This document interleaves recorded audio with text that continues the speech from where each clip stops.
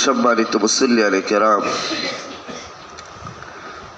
আমরা কুরআনুল কারীম থেকে হিকায়াত শুনছিলাম। সূরা নাহলের মধ্যে আল্লাহ সুবহানাহু ওয়া তাআলা সাহাবায়ে কেরামের কিছু অবস্থার পরিপ্রেক্ষিতে যে আয়াতে কারিমাগুলো নাজিল করেছেন, আমরা সে সম্পর্কে আজকে শুনব। মক্কায়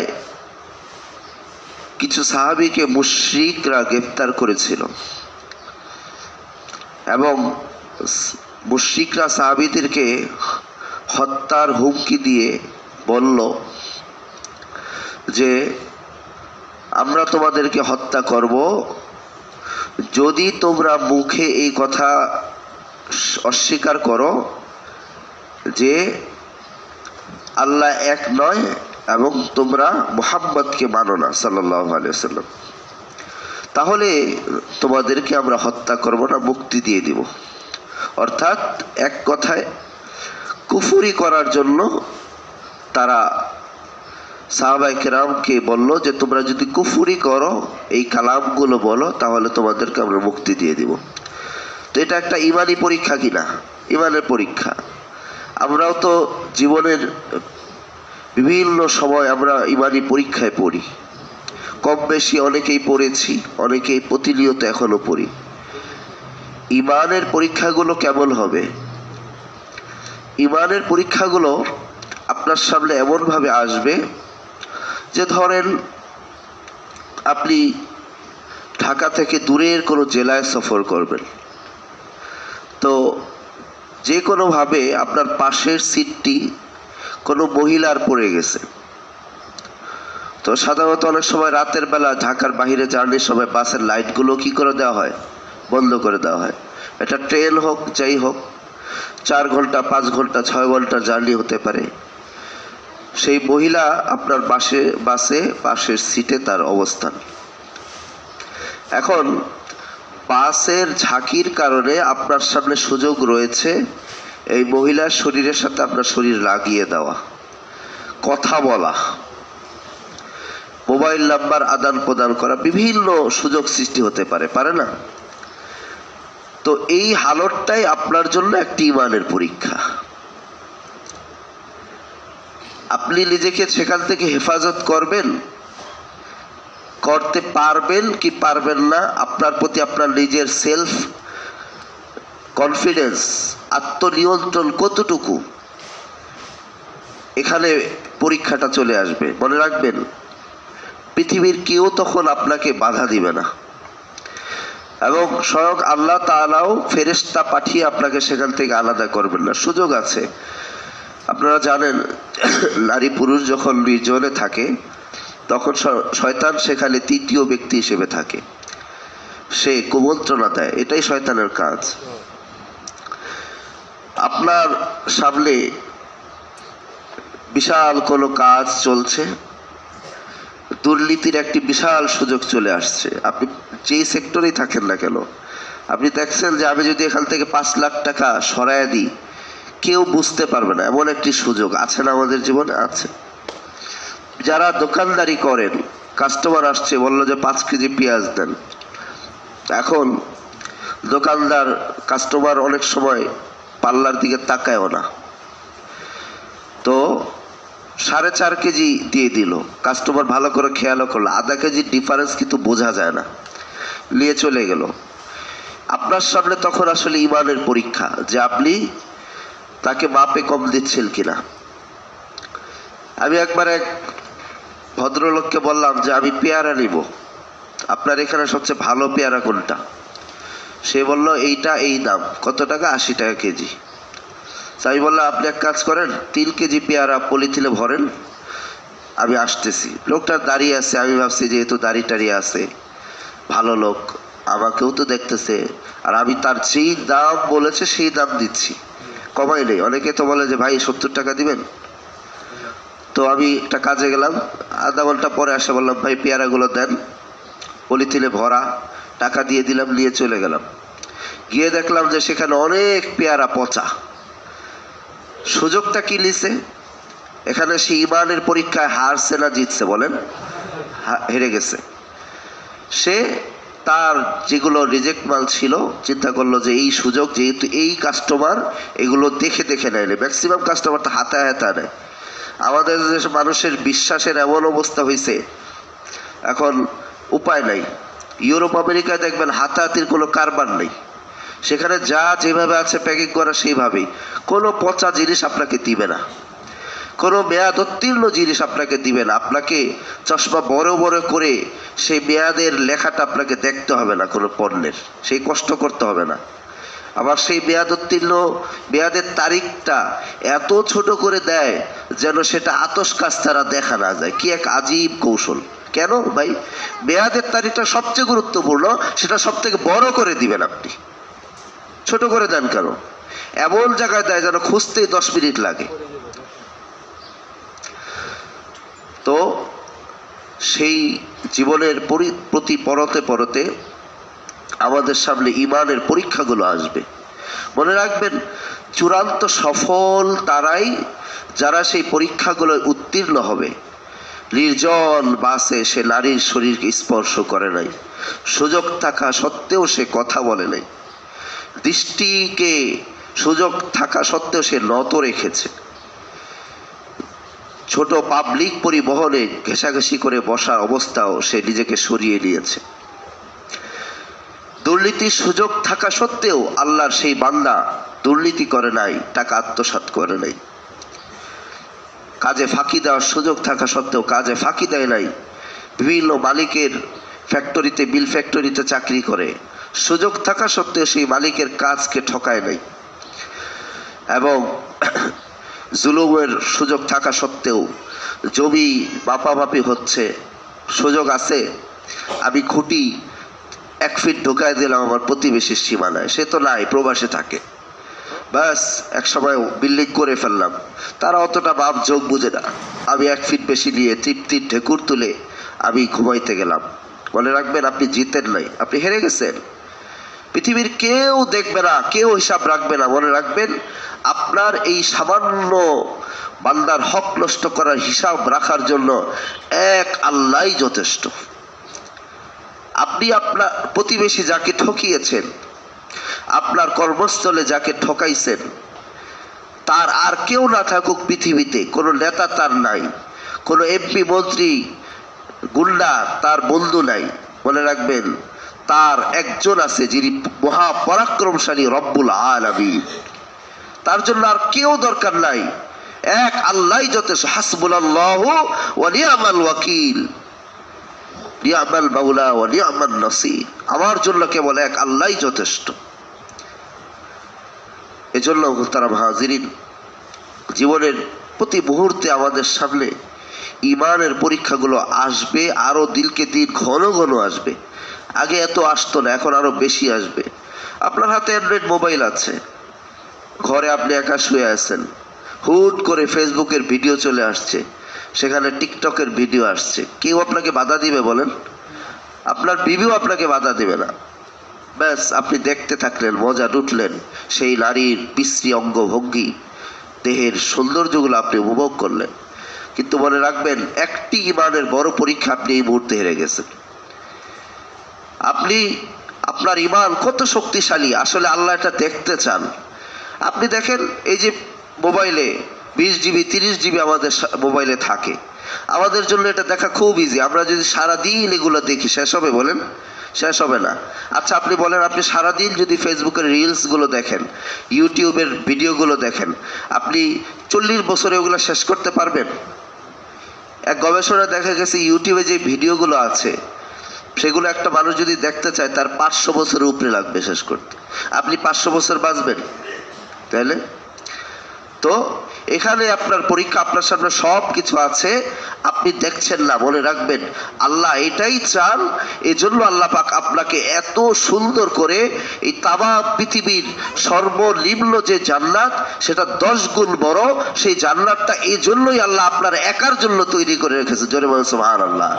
এমনি এমনি দিবেন না। 1 কাঠা জমি কিনতে যান না চুলকুটিয়া কেরানীগঞ্জে, 40 লাখ 50 লাখ টাকা। সারা জীবনে কামাই করতে পারছি?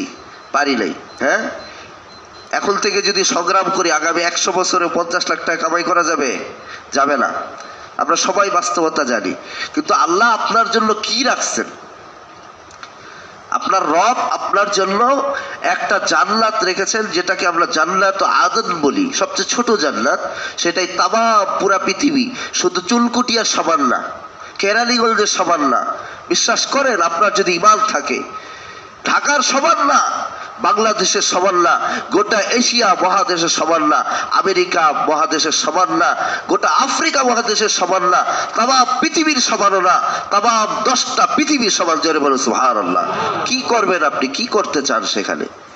আপনি যা ইচ্ছা তা করতে চান। আপনি নিজেকে প্রস্তুত করুন সেই জান্নাত উপভোগ করার জন্য। কি করতে হবে? দুনিয়ায় ইমানি পরীক্ষাগুলো অনেক কষ্টে তাতে দাঁত চেপে আপনাকে হজম করতে হবে। ডাল ভাত খেয়ে হইলেও হারাম কামানো যাবে না, যেভাবে হোক নামাজ ছাড়া যাবে না, আল্লাহর বান্দাদেরকে ঠকানো যাবে না। মনে রাখবেন, আপনার পাহাড় সম পরিমাণ সওয়াবের আমলনামা রয়েছে। যে হাদিসটি আমরা শুরুতে পাঠ করেছিলাম, আল্লাহ রাসূল সাল্লাল্লাহু আলাইহি ওয়াসাল্লাম বলছেন, ইযা মাতাল ইনসানু ইনকাতা আমালুহু ইল্লা বিল সালাস। যে মানুষ স্বাভাবিক, মানুষ যখন জন্মে সে একদিন তার কি মৃত্যু হবেই। এই যে আমাদের এখন অনেক বয়স হয়ে গেছে, আমরা যদি গড় পরতায় হিসাব করি 60 বছর বাংলাদেশের মানুষ বাঁচে, তাহলে বুঝতে হবে আমাদের যাদের 30 বছর হয়ে গেছে, জীবনের অর্ধেকের বেশি সময় পাড়ি দিয়ে দিচ্ছে। বলা তো যায় না কে কখন মরে। শুভ্র দাড়ি, অনেকের দাড়ির মধ্যে একটা দুইটা সাদা দাড়ি চলে আসে, আয়নায় যখন দেখে চিন্তিত হয়ে যায়। আসলে হাদিসে তো আসছে, শুভ্র দাড়ি হচ্ছে মৃত্যুর আগমনের প্রতীক। সাদা দাড়ি কি? মৌতের। মৌত আপনাকে মেসেজ দিচ্ছে, আর বেশি দেরি নেই, অনেক সময় তুমি পাড়ি দিয়ে দিছো, অনেক খেলা করে জীবন কাটিয়েছো, এবার সময় চলে আসছে। যতই আপনি কলম লাগান না কেন, যদিও কলম লাগানো জায়েজ নাই, আল্লাহ রাসূল সাল্লাল্লাহু আলাইহি ওয়াসাল্লাম নাহা রাসূলুল্লাহ সাল্লাল্লাহু আলাইহি ওয়াসাল্লাম আনিল খিজাব, স্পষ্ট হারাম কলম লাগানো। আপনার সাদা দাড়ি হয়ে গেছে, এখন আপনি মানুষের কাছে যেন না হইতে হয়, নিজেকে তরুণ দেখায়, আপনি কলম লাগাইলেন। সেলুনে পাওয়া যায় এগুলো, আজকাল মুদি দোকানেও পাওয়া যায় দেখি। বাথরুমের দরজা বন্ধ করে সাদা দাড়ি নিয়ে, সাদা চুল নিয়ে ঢুকছেন, আধা ঘন্টা পরে বেরোইছেন পুরা কালা কুচকুচা। আবার সেদিন কোন এক আল্লাহর বান্দা বলতেছে যে আপনার দাড়িগুলা কলম লাগান নাকি, এত কালো কিভাবে? মনে করছে অনেক বয়স, চিন্তা করছেন আমি নিজেও মুক্তি পাইলাম না, হুজুর হইছি তো কি হয়েছে, অবস্থা বুঝছেন তো? এটা তো পরিষ্কার হারাম। শুভ্র দাড়ি আসলে সতর্ক হন, যাদের বয়স হয়েছে, কোনো গ্যারান্টি নাই। তা আল্লাহ রাসূল বলছেন যে মানুষ যেহেতু জন্মাবে তার মৃত্যু বরণ করতেই হবে। মানুষ যখন মরে যায়, তার ব্যাংক ব্যালেন্স, বিশাল অ্যাসেট সম্পত্তি, বিশাল ইন্ডাস্ট্রি, ধরেন আপনার একটি ইন্ডাস্ট্রি আছে যেখানে 1000 লোক শ্রমিক কর্মরত আছে, সেলাই করে বা মেশিন চালায়, অপারেটর আছে। সেখানে আপনি যখন যান 6 মাসে, 4 মাসে, 1 মাসে, সমস্ত শ্রমিকরা আপনাকে দেখে দাঁড়ায় যায় না, স্যালুট দেয়, আরে বস আসছে, আজকে মালিক আসছে। অনেকে বলে মহাজন, অনেকে বলে মালিক। তো কালকে আপনি যখন মারা যাবেন, এই শ্রমিকরা আর আপনাকে দেখলে কিন্তু দাঁড়াবে না, সালাম দিবে না, বলবে কি আপনাকে, এতদিন বলতো বস, এখন বলবে লাশ। কি বলবে? এই লাশ আসছে, লাশ। ব্যাস মাটির নিচে ঢুকাই দিছে, এরপরে আপনার নাম শেষ, আপনার কোনো প্রভাব প্রতিপত্তি, আপনি আর কাউকে ঝাড়িয়ে দিতে পারবেন না, আর কাউকে আপনি ভয় দেখাইতে পারবেন না যে তোর বেতন বন্ধ করে দিব, তোর চাকরি থেকে আউট করে দিব। তো আপনার এই ইন্ডাস্ট্রি যেটা রয়ে গেছে পৃথিবীতে, এটা ভোগ করবে কারা? জমিনের উপরে যারা বিচরণ করতেছে তারা। ইন্ডাস্ট্রি থেকে প্রতি মাসে 1 কোটি টাকার একটা চেক কবরের সেই ফাঁক দিয়ে কি ঢুকায় দেওয়ার উপায় আছে? নাই। কাফনের কোনো পকেট নাই যে সেই টাকা দিয়ে আপনি আযাবের ফেরেশতাদেরকে ঘুষ দিয়ে আটকাবেন, সম্ভব নয়। দুনিয়ার আর্মি, র্যাব, পুলিশকে ঘুষ দিয়ে আটকান যায়।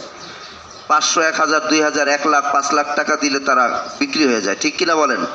কিন্তু আযাবের ফেরেশতাদেরকে তো আর 1000 টাকা দিয়ে কেনা যায় না, টাকার তাদের কাছে কোনো মূল্য নাই।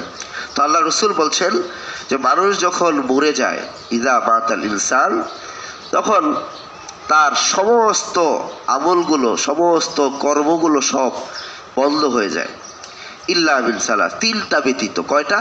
তিনটা। এটাই হচ্ছে সব কিছুর মূল সূত্র। আমি ধুলিয়ার যারা ধনী রয়েছেন, যারা বড় বড় ইন্ডাস্ট্রিয়ালিস্ট, বড় বড় ব্যবসায়ী রয়েছেন, তাদের দেখে আমার অবাক লাগে যে তারা কতটুকু বোকা, যে যেখানে তাদের জন্য দুনিয়ার মধ্যেই জান্নাত ক্রয় করার সুযোগ রয়েছে। আছে না বলেন? ইন্নাল্লাহ আশতারা মিনাল মুমিনিন, আল্লাহ পাক বলছেন না, আনফুসাহুম ওয়া আমওয়ালাহুম, কিসের বিনিময়ে? বিআন্না লাহুমুল জান্নাহ। সুবহানাল্লাহ বলেন।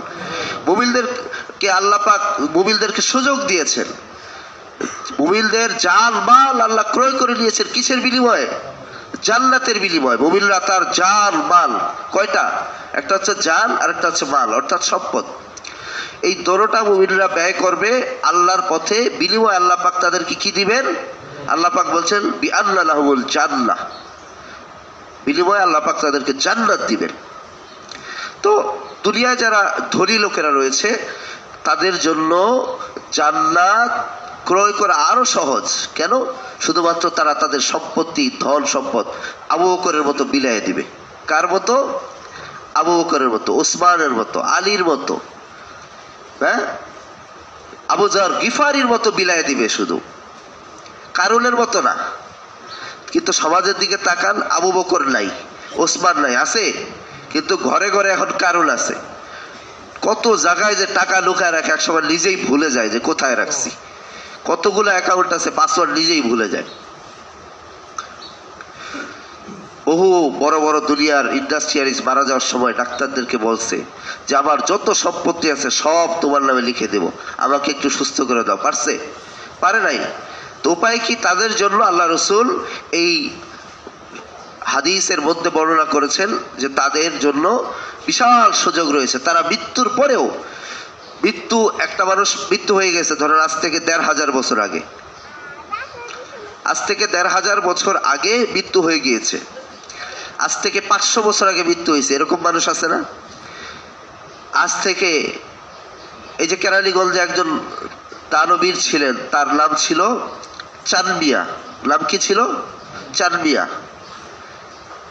তো চুলকুটিয়ায় তিনি মাদ্রাসার জন্য জমি দিয়ে গেছেন, সেই মাদ্রাসার নাম কি? চানমিয়া মাদ্রাসা।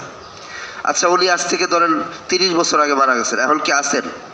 ৩০ বছরে কি উনি একবার দুলিয়া এসা ২ রাকাত নফল নামাজ পড়তে পারছেন? পারেন নাই। কিন্তু উনি যেই কাজটা করে গেছেন, এই মাদ্রাসায় ৩০ বছর ধরে একটানা আল্লাহর কালাম শেখানো হচ্ছে, আল্লাহ রসুলের হাদিস শেখানো হচ্ছে। এই মাদ্রাসায় আগামী ৩০০ বছরও আল্লাহর কালাম শেখানো হবে। আগামী ৩ লাখ বছরও যদি কিয়ামত হয়, ততদিন পর্যন্ত এখানে আল্লাহর কালামই শেখানো হবে। এই মসজিদ ধরেন আমাদের মুতাওয়াল্লি সাহেব জমি দান করেছেন, আল্লাহ সুলেমান মোল্লা সাহেব, আল্লাহ পাক ওনাকে উত্তম জাযা দান করুন, সকলে বলি আমিন। তো উনি জমি দান করেছেন। এখন যদি উনি মারা যান, মারা যাওয়ার পরে এই মসজিদটা কি সাথে সাথে আমরা বন্ধ করে দেব? বলেন না, কিয়ামত পর্যন্ত আল্লাহ চাহে তো মসজিদ থাকবে। বুদ্ধিমান উনি, যিনি জমি দান করেছেন, আমার আপনার থেকে বুদ্ধিমান কেন? কারণ উনি জানেন যে আমি যখন মরে যাব, আমার তো আর সুবহানাল্লাহ বলার সুযোগ নেই, আমার তো আর 2 রাকাত তাহাজ্জুদের নামাজ পড়ার সুযোগ নেই। তাহলে আমার তখন তো আমল নামাটা জারি থাকতে হবে। গুনাহ হয়তো বন্ধ হয়ে যাবে, মানুষ মারা গেলে কি হয়? গুনাহ বন্ধ হয়ে যায়। সদাকায়ে জারিয়া তো চালু থাকে না, গুনাহে জারিয়াও চালু থাকে। সেটা কি রকম? ওই যে বললাম যে ফেসবুকে একটা ভিডিও শেয়ার করছেন আপনি টিকটকের, যেটার মধ্যে উত্তাম নাচ গান আছে। তা আপনি মরে গেছেন আগামীকালকে, কিন্তু ফেসবুকের এটা তো মরে নাই। এটা যত মানুষ দেখতে থাকবে, শেয়ার দিবে, লাইক দিবে, যত মানুষ দেখবে, সেখান থেকে আপনার আমল নাম অটোমেটিক কি যাবে? গুনাহ লিখিত হবে। তো মসজিদের জন্য জমি দান করেছেন, কিয়ামত পর্যন্ত এটার সওয়াব যতবার, যত মানুষ প্রতিদিন প্রতি মুহূর্তে এখানে সেজদা করবে।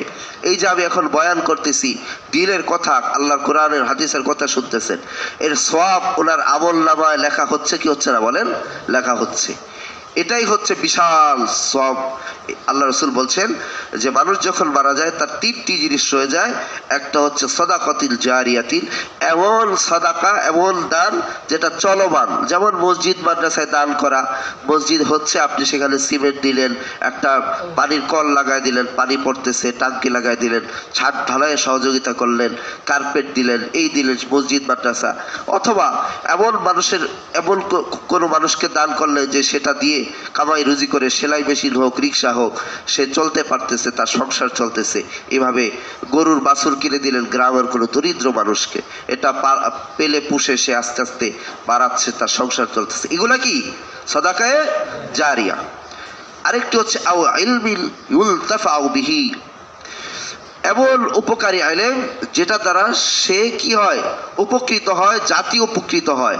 দ্বীনি ইলম, আপনি আপনার সন্তানকে অথবা কোনো এতিম বাচ্চাকে আপনি ইলম শিখাইছেন, যে ইলম শিখে সে কোরআন হাদিস শিক্ষা দেয়, নিজে অপরকে শিখায়, নিজে শিখে, মসজিদ মাদ্রাসায় পড়ায়, অথবা জাতির কল্যাণে এই জ্ঞানকে সে বিতরণ করছে। একজন হাফেজ, ধরেন এতিম বাচ্চা, আপনি তাকে ছোট থেকে পড়াইছেন, মাসে বেশি না 1-1,500 2,000 টাকা আপনার খরচ হয়েছে। তো একটা সময় সে হাফেজ হয়ে গেছে। হাফেজ হওয়ার পরে সে এবার একটা মাদ্রাসায় সে হাফেজি পড়াচ্ছে, তার দ্বারা প্রতি বছর 5-6 জন করে ছাত্র হাফেজ হয়। তো যত ছেলে হাফেজ হবে, মনে রাখবেন কিয়ামত পর্যন্ত ওই হাফেজদের দ্বারা আরো যত ছেলে হাফেজ হবে, ওই হাফেজদের দ্বারা আরো যত ছেলে হাফেজ হবে, মনে রাখবেন একটা অংশ এই হাদিসের ভাষ্য অনুযায়ী আপনার আমলনামায় লিপিবদ্ধ হয়ে যাবে। জোরে বলেন সুবহানাল্লাহ। আপনি মারা যান, কোনো সমস্যা নেই, আপনার আমলনামায় চলে যেতে থাকবে। কবরে বসে আপনি এটার বেনিফিশিয়ারি, আপনি সেই লাভটা পাবেন। আরেকটা আমল হচ্ছে আও ওয়ালাদিল সালিহিন ইয়াদউ লাহু, এমন নেক সন্তান। ওয়ালাদুল সালিহ মানে কি? নেক সন্তান, যেই সন্তানকে আপনি ভালো দিন শিক্ষা দিয়েছেন, ভালো কিছু শিখেছেন, ছেলে ভালো, সে আপনার মারা যাওয়ার পরে আপনার জন্য হাত তুলে কি বলে, রব্বির হামহুমা কামা রব্বায়ানি সগীরা। এই দোয়াটাই আপনার জন্য কাজে লাগবে। এর জন্য দেখেন, আমরা যারা এখনো জীবিত আছি,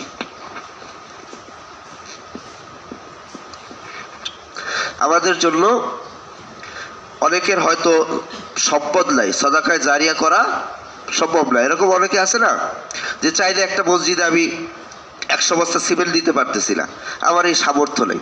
কিন্তু এটা না থাকুক, আমার জন্য তো ওইটা আছে যে আমি আমার যে সন্তানটা আছে, আমার ছেলে হোক মেয়ে হোক, তাকে আমি দ্বীন শিক্ষা দিই, ভালো কিছু শিখাই, যাতে সে আমি মারা যাওয়ার পরে কারো উপর জুলুম না করে, সে ভালো কিছু করে আমার জন্য একটু দোয়া করে, আমার কবরের পাশে গিয়ে আমার জন্য একটু দোয়া করে। এটাই আমার জন্য সাদাকায়ে জারিয়া হিসেবে থাকবে। আল্লাহ পাক আমাদেরকে এমন সন্তান গড়ার তৌফিক দান করে, সকলে বলি আমিন। মুহতারাম হাজিরিন, আমরা আজকে যে কথা শুরুতে বলতেছিলাম, যে তো মক্কার সেই মুশরিকরা সাহাবীদেরকে গ্রেফতার করার পরে তাদেরকে বলল যে তোমরা এই কুফরি কালামগুলো পড়ো, তাহলে আমরা তোমাদেরকে মুক্ত করে দিব। তো তাদের মধ্যে ছিলেন হযরত আম্মার ইবনে ইয়াসির, তার পিতা হযরত ইয়াসির, তার মাতা সুমাইয়া রাদিয়াল্লাহু তাআলা আনহা, এবং সুহাইব এবং বিলাল এবং খাব্বাব রাদিয়াল্লাহু তাআলা আনহু। তাদের মধ্যে হযরত ইয়াসির এবং তার সহধর্মিণী সুমাইয়া রাদিয়াল্লাহু তাআলা আনহা কুফরি কালামগুলো উচ্চারণ করতে সম্পূর্ণরূপে অস্বীকার করলেন। সাথে সাথে বললেন যে না, নো নেভার, এটা সম্ভব নয়। একটা শব্দ আমরা আমার রাসূলের বিরুদ্ধে, আমাদের জানের চেয়ে প্রিয়, আমাদের কলিজার টুকরা মুহাম্মদের বিরুদ্ধে আমরা উচ্চারণ করতে পারবো না, একটা শব্দ বলবো না, যা ইচ্ছা তোমরা। তো তারা কি করলো, হযরত সুমাইয়া রাদিয়াল্লাহু তাআলা আনহার 2 পা 2টা শক্তিশালী উটের গলার সাথে লাগাইলো। লাগায় এবার 2টা উটকে 2 দিকে তুমুল চাবুকের বাইরে 2 দিকে হাঁকায় দিল। এক একটা উটের যে শক্তি, 2 দিকে যখন হাঁকাইলো, তখন সুমাইয়া রাদিয়াল্লাহু তাআলা আনহার মাঝখান থেকে, 2 রানের মাঝখান থেকে ছিঁড়ে 2 দিকে শরীরে 2টা টুকরা চলে গেল। ইসলামের ইতিহাসে সর্বপ্রথম যিনি শহীদ, তার নাম হচ্ছে হযরত সুমাইয়া রাদিয়াল্লাহু তাআলা আনহা এবং ইয়াসির। অতঃপর তারা হযরত আম্মারকে প্রাণের ভয়ে কুফরি করার জন্য তারা মৌখিক স্বীকারোক্তি করলেও তিনি প্রাণের ভয়ে হযরত খাব্বাবও কুফরি কালাম উচ্চারণ করলেন না, তাকেও শহীদ করে ফেললো। হযরত খাব্বাব হাসি মুখে শহীদ হয়ে গেলেন। তারপরও আল্লাহর সাথে কাউকে কি করেন নাই? শরীক করেন নাই। হযরত আম্মার কুফরি কালাম উচ্চারণ করেছেন, কিন্তু তার যেহেতু 3 জন শহীদ হয়েছে, মারা গেছেন, তখন এটা দেখে সে অন্তরে প্রবল ইমানি বিশ্বাস রেখে, যেহেতু একটা ইমানের একটা পরীক্ষা, সে মুখে মাত্র সেগুলো উচ্চারণ করছে, সে আল্লাহকে সাক্ষী রেখে মুখে বলছে, কিন্তু অন্তরে তার কি ছিল? এই কুফরির প্রতি বিন্দু মাত্র বিশ্বাস ছিল না। অতঃপর কি হলো যে শত্রুর কবর থেকে মুক্তি পেয়ে তিনি যখন রাসূলুল্লাহ সাল্লাল্লাহু আলাইহি ওয়াসাল্লামের খেদমতে উপস্থিত হলেন, তখন অত্যন্ত দুঃখের সাথে কান্না জর্জরিত অবস্থায় ঘটনাটি বর্ণনা করলেন। ইসলামের প্রাথমিক যুগের ঘটনা। রাসূলুল্লাহ সাল্লাল্লাহু আলাইহি ওয়াসাল্লাম তাকে জিজ্ঞেস করলেন, তুমি যখন কুফরি কালাম বলেছিলে তখন তোমার অন্তরের কি অবস্থা ছিল আম্মার? তিনি বললেন, ইয়া রাসূলুল্লাহ, আমার অন্তর আল্লাহর কসম ঈমানের উপর স্থির এবং অটল ছিল। তখন রাসূলুল্লাহ সাল্লাল্লাহু আলাইহি ওয়াসাল্লাম তাকে আশ্বাস দিলেন যে তোমাকে এজন্য আশা করি আল্লাহ পাক মাফ করে দিবেন, কোনো শাস্তি আল্লাহ পাক তোমাকে দিবেন না। এবং রাসূলুল্লাহ সাল্লাল্লাহু আলাইহি ওয়াসাল্লামের এই কথার সত্যায়নেই কোরআনের এই আয়াত নাজিল হয়, মান কাফারা বিল্লাহি মিন বাদি ঈমানিহিম ইল্লা মান উকরিহা ওয়া কলবুহু মুতমাইন্নুম বিল ঈমান ইলা আখিরিল আয়া। এই আয়াতে এসেছে যে আল্লাহ সুবহানাহু ওয়া তাআলা বলছেন যে যার উপর জবরদস্তি করা হয় এবং তার অন্তর বিশ্বাসে অটল থাকে, যে সে ব্যতীত যে কেউ বিশ্বাসী হওয়ার পর আল্লাহতে অবিশ্বাসী হয় এবং কুফরির জন্য মন উন্মুক্ত করে, তাদের উপর আপতিত হবে আল্লাহর গজব এবং তাদের জন্য রয়েছে শাস্তি। অর্থাৎ ঈমান আনার পরে কেউ যদি কুফরিতে স্বেচ্ছায় বা কারো ভয়ে জোর জবরদস্তিতে সে লিপ্ত হয়, তাহলে তার জন্য আল্লাহর আযাব রয়েছে। কিন্তু এই আয়াত দ্বারা প্রমাণিত হলো যে কখনো কখনো এমন যদি প্রবল বিশ্বাস থাকে, ইমাম বাগাবী রাহিমাহুল্লাহ বলছেন যে এমন যদি প্রবল অবস্থা দেখা থাকে যে মৃত্যু হবেই, কুফরি না করলে এখন আমাকে তারা মেরেই ফেলবে, প্রবল আস্থা থাকে, তাহলে আল্লাহর প্রতি পূর্ণ বিশ্বাস রেখে অন্তরে, কারণ ঈমানের মূল হাকিকতটা কোথায়? অন্তরে। কোথায়? অন্তরে। তাহলে বাঁচার জন্য সে এগুলা উচ্চারণ করতে পারবে, এছাড়া পারবে না। সুতরাং মুহতারাম হাজিরিন, আমরা আজকের এই ঘটনা থেকে শিক্ষা নিলাম যে সর্বাবস্থায় আমাদের জীবনে ঈমানি পরীক্ষা আসবেই, কখনো বড় কখনো ছোটখাটো যে কোনোভাবে হোক, কিন্তু আমাদের চূড়ান্ত সফলতা সেটাই যে ঈমানি পরীক্ষায় আমরা কতটুকু সাকসেস হচ্ছি, কতটুকু লড়াই করে টিকতে পারতেছি, আল্লাহকে সাক্ষী রেখে কতটুকু আল্লাহর কাছে আমরা অন্যায় জুলুম থেকে আমরা বেঁচে থাকতে পারতেছি, এটাই হবে আমাদের চূড়ান্ত সফলতা। এবং আমরা প্রত্যেকেই মৃত্যুর মুখে পতিত হব। আমাদের জন্য উচিত, যারা ধনী আছি তারা সাদাকায়ে জারিয়া করি, যারা আল্লাহ পাক তৌফিক দেন নাই তারা নেক সন্তান অন্তত তৈরি করি, অথবা এমন এলেম অর্জন করি বা মানুষকে শিক্ষা দেই যে এলেম দ্বারা দুনিয়ায় মানুষ আখেরাতের কল্যাণের দিকে ধাবিত হবে, আখেরাতমুখী হবে। আল্লাহ পাক আমাদের সকলকে তৌফিক দান করুন। আমিন ওয়া আখিরু দাওয়ানা আলহামদুলিল্লাহি রাব্বিল আলামিন।